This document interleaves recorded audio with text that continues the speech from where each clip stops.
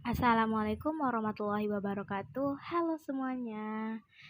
Pada kesempatan kali ini, saya ingin berbagi informasi kepada teman-teman mengenai prosa fiksi angkatan Balai Pustaka serta menganalisis novel Azab dan Sengsara karya Merari Siregar dengan menggunakan kajian teori struktural. Angkatan Balai Pustaka adalah nama yang diberikan kepada pengarang yang dianggap sangat produktif menerbitkan karyanya oleh Balai Pustaka pada tahun 1920-an. Pengarang tersebut diantaranya ialah Nur Sultan Iskandar, Abdul Muiz, Marah Rusli, Muhammad Kasim, dan Merari Siregar. Angkatan ini juga dinamakan sebagai Angkatan Siti Nurbaya karena novel Siti Nurbaya karya Marah Rusli merupakan puncak karya sastra pada zaman itu. Baik, sebelum saya menganalisis novel Azab dan Sengsara karya Merari Siregar, di sini saya akan memberikan informasi kepada teman-teman mengenai biografi singkat Merari Siregar. Merari Siregar adalah salah satu sastrawan Indonesia. Ia masuk ke dalam angkatan Balai Pustaka. Adapun novel yang pernah ditulisnya adalah Priangan, cerita tentang busuk dan wanginya kota Betawi, serta cinta dan hawa nafsu. Merari Siregar juga pernah menulis buku saduran berjudul Si Jamin dan Si Johan. Azab dan Sengsara sendiri adalah roman pertama yang diterbitkan oleh Balai Pustaka pada tahun 1920. Azab dan Sengsara. Merari Siregar pada tahun 1996 hingga 1940 menulis novel Azab dan Sengsara yang mengangkat topik tradisi kawin paksa yang pada saat itu jika pemuda-pemudi belum menemukan calon pasangan hidup bakal dianggap sebagai aib tak hanya oleh orang tua mereka tetapi juga masyarakat. Oleh karena itulah mereka terpaksa menikah untuk menyenangkan hati orang tua dan berujung pada ketidakbahagiaan dan kesengsaraan. Adapun sinopsis dari novel Azab dan Sengsara karya Merari Siregar ialah novel Azab dan Sengsara berfokus pada sosok kehidupan wanita bernama Maryamin. Semenjak ayahnya meninggal, kehidupan Maryamin menjadi tidak menentu.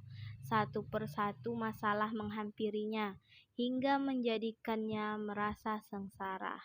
Hal lain yang membuat pilu selain kematian ayahnya ialah Maryamin kehilangan pria yang dicintainya. Adapun teori struktural ialah menurut Welek pada tahun 1989 halaman 43, struktural adalah cara kerja pendekatan terhadap karya sastra secara ilmiah, yaitu pendekatan yang di dalamnya terdapat sikap objektivitas, kepastian, dan sikap tidak terlibat. Baik, selanjutnya saya akan menganalisis novel Azab dan Sengsara karya Merari Siregar menggunakan pendekatan teori struktural. Yang pertama, tema. Novel Azab dan Sengsara karya Merari Siregar memiliki tema adat sosial masyarakat tentang perjodohan. Beliau mengangkat tema ini menjadi salah satu karyanya karena melihat bagaimana kebiasaan ini melekat di masyarakat sekitarnya. Terlebih hal ini dilakukan oleh orang tua sendiri tanpa memikirkan dampak yang diterima oleh anaknya. Biasanya yang kerap kali terjadi ialah anak perempuan yang usianya masih belia dijodohkan dengan laki-laki parubaya. Hal ini kerap terjadi pada keluarga yang memiliki hutang besar dan tidak mampu menebusnya, sehingga anak yang harus dikorbankan. Hal ini pula yang akhirnya menimbulkan tekanan batin yang sangat mendalam. Selanjutnya ada latar. Yang pertama, latar tempat. Latar tempat yang digunakan dalam novel Azab dan Sengsara karya Merari Siregar cukup banyak. Adapun kutipan naskah dalam novel di bawah ini menunjukkan beberapa lokasi tempat kejadian dalam novel. Berikut kutipannya. Akan tetapi, siapakah yang duduk di sana, di sebelah rumah yang beratap pijuk, dekat sungai yang mengalir di tengah-tengah kota Sipiro?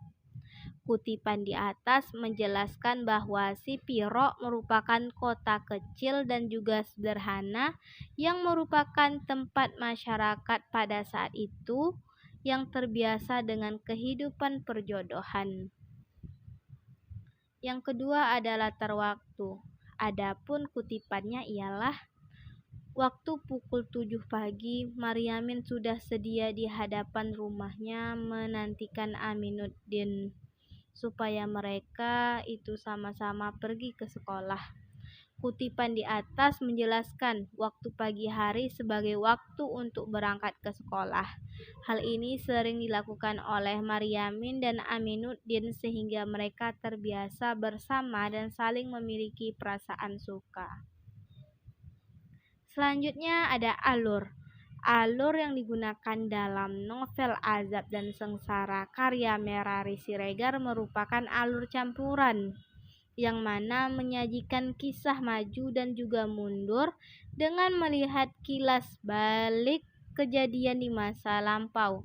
Penceritaan yang dilakukan tidak secara runtut seperti adanya pengulangan kisah. Sudut pandang.